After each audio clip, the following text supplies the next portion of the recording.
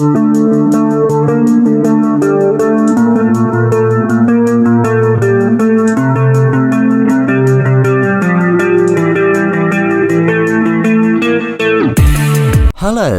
let me tell you about a story about a detective called Mason. He had a brilliant idea for investigating crime scenes. The idea wasn't his, of course. It had been used for years and years and could have been forgotten about, but different investigators still use it when investigating crime scenes. The idea is creating a miniature model of the whole crime scene. For instance, if it was a farmhouse with 2 people and one stabbed with a knife, then create a model of that entire scene. Mason used to find it very helpful to be able to look at the model of the crime scene and go through it in his mind what could have happened. This method helped Mason solve lots of different crimes. Mason's wife Susan was a teacher in the local school and used to often worry about Mason out and about in his job, but she used to like when he was in the basement with his crime scene miniatures because she knew he was safe at home and wasn't in the way of any criminal that could harm him or worse, kill him. One day there was a murder in the school and Mason had to do a miniature of the hallway by the lockers where the murder took place. He knew that there was just lockers, a school bag and a boy that seemed to have been hit by a hammer. Mason was working hard trying to figure out what he could see in it. Sometimes he wondered, was it harder there being a lot to the scene or less? But he knew one thing, that no matter how much there was in the scene or how little, it seemed to help him having a miniature model. That night Mason seemed to have had a nightmare and woke up feeling agitated after it. He got up to get a glass of water. On his way, by accident, he knocked against his wife's handbag and it fell to the floor, with some of its contents spilt out on the floor. He froze in fear when he saw what he saw staring up at him from the floor. It was a hammer with what looked like blood on the top. He looked back at the bed, hoping Susan wouldn't wake up. He put it together. Susan had been talking about a boy who was constantly bullying her behind people's backs, and she was afraid to tell anyone because she felt they would think she had no control over her students. Mason knew the student was hit with a blunt object, which was very highly likely to be the hammer. Mason felt movement from the bed and quickly put the hammer back into Susan's bag. He went down to the kitchen and drank some water and then walked back to the basement and looked at the miniature model. He imagined Susan striking the student on the head with a hammer and knew that he heard the CCTV footage was missing, and that would be explained by Susan being able to have access to it to delete it. Every piece of the puzzle was falling into place. Suddenly he heard movement behind him and looked around. His wife Susan was standing next to him with a miniature model of himself lying in a pool of blood. She put the miniature model of him down on the ground and said, "Well, Mason, I was really hoping it wouldn't come to this, where I have to finish this miniature crime scene, but it looks like I'll have to make the background or basement." She pulled out a gun and shot Mason in his head. 6 months later, Susan was speaking at the book launch of her bestseller called My Husband is Gone, But I Continued His Passion. She spoke into the mic with emotion. "I am here today talking about my book, which is a way of me coping with the murder of my hard-working husband, who was passionate about figuring out ways of solving crimes by using miniature crime scene models. The title is long, but I couldn't think of any other appropriate title to use other than My Husband is Gone, But I Continued His Passion. My husband was such a loving man, and the only time I was truly content with him working on his investigations was when he was in the basement working on his miniature crime scene models. After my husband died, I tried to harness my emotions into making a miniature crime scene of him in honor of him. I would love if my husband was still alive and I didn't have to write this book, but I want to speak out to the many wives of men like my husband. Don't take a day for granted, because if your husband is working in a dangerous line of work like mine was, then his life could be snuffed out at any minute. The crowd were lapping up Susan's speech, and Susan was enjoying knowing she would get lots of royalties from her books and TV appearances, etc., and her bully was out of the way. She paused for a moment, thinking to herself, I didn't want to appear a pushover teacher by saying I couldn't control my student, and I didn't want to harm my loving husband, but I had to. I wasn't a murderer, so it's better I got a book deal and wasn't cut out as the murderer. They would think I was some sort of psycho. She saw a fly land in her hand and thought to herself, after all, I wouldn't hurt a fly.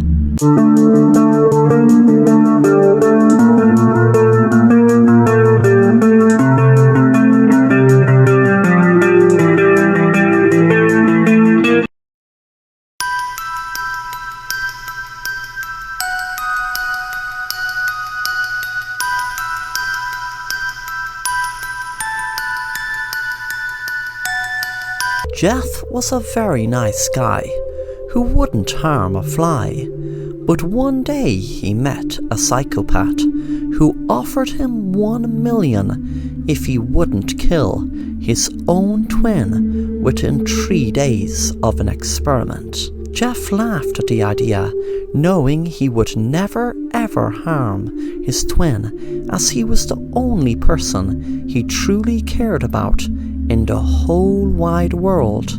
Jeff's parents unfortunately died in a car crash 5 years ago. Jeff also needed the money to pay off his mortgage and other bills he had outstanding, so the idea of being offered 1 million for not killing his own twin was too good to be true.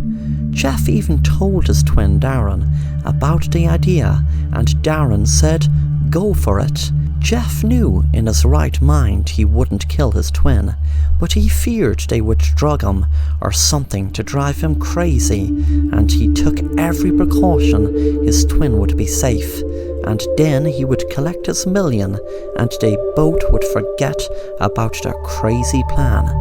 The first day the experiment started, Jeff was put into a white room. There was no chair or table or anything else, just a plain white room. After a while, Jeff felt dizzy and faint without any food, and the whiteness drove him crazy. Eventually he tried to lie down to get some sleep, but as soon as he did, loud music came into the room. He didn't even have a clue where the music was coming from, as he saw no speakers. The next day he woke up, and one of the walls was replaced with a huge mirror, so he could see himself in the mirror. He stared at himself and realized how tired he looked. When he went to sleep, he slept sound until he woke up. Darren's voice filled the room through the hidden speakers. "Well done, Jeff. You are doing great. This is day 3. You've just a few hours before you collect your million. Good luck." Suddenly more loud music filled the room, and this time it seemed to be so loud he was wondering why the mirror didn't crack. Suddenly it stopped, and Darren's voice filled the room again. "Okay, Jeff, you're doing extremely good, but you might wonder why the mirror didn't crack. That is because it was reinforced, bulletproof glass that wasn't affected by the noise.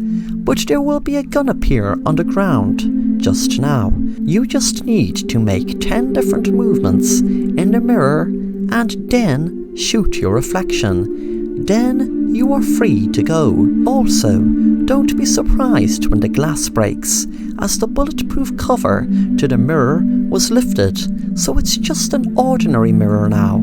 Jeff made 10 different movements and lifted the gun and shot the glass. He then froze when he realized on the other side of the glass his reflection wasn't him standing holding a gun. It was him lying down dead on the ground. Darren walked into view and said, "Well now, Jeff, I guess you won't be getting your 1 million.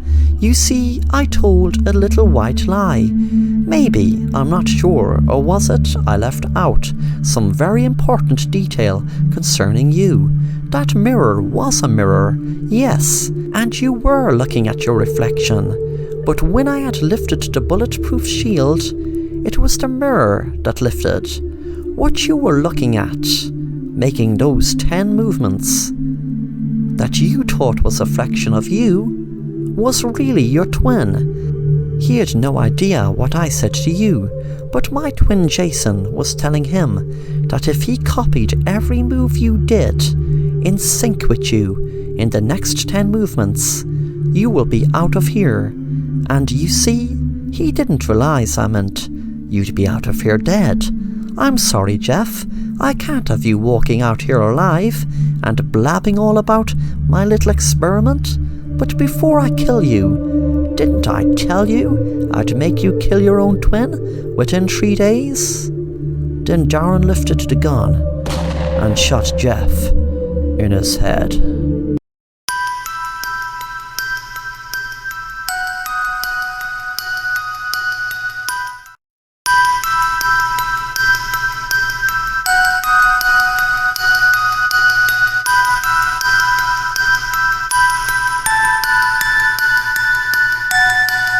Hello, my name is Martin. It was a sunny day in June. Me and my friends were visiting a local park where there was a very big house and a beautiful garden.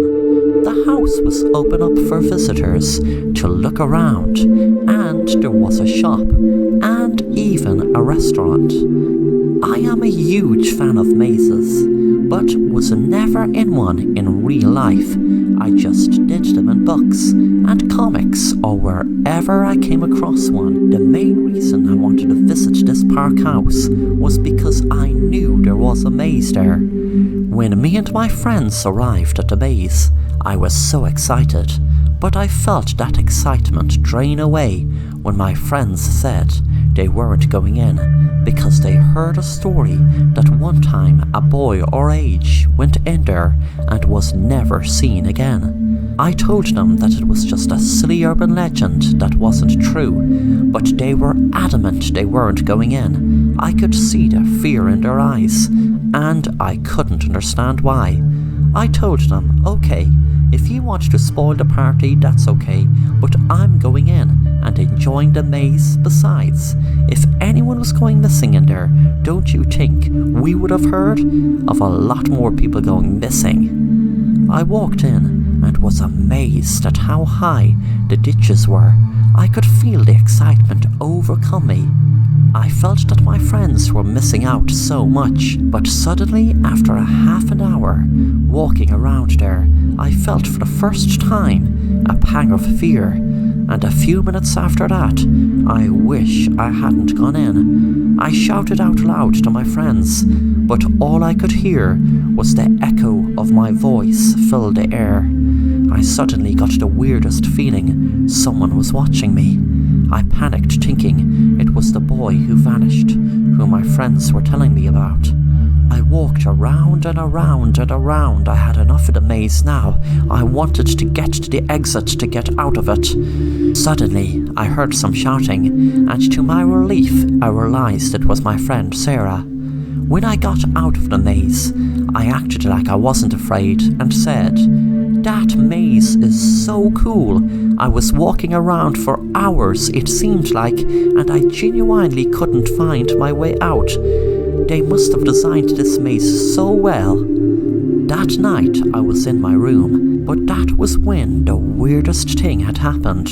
I walked out of my room, and when I walked into, which should have been my hall, I was in my room again. I suddenly saw a door in another direction, and once again when I entered it, I was in my room. This kept happening over and over and over.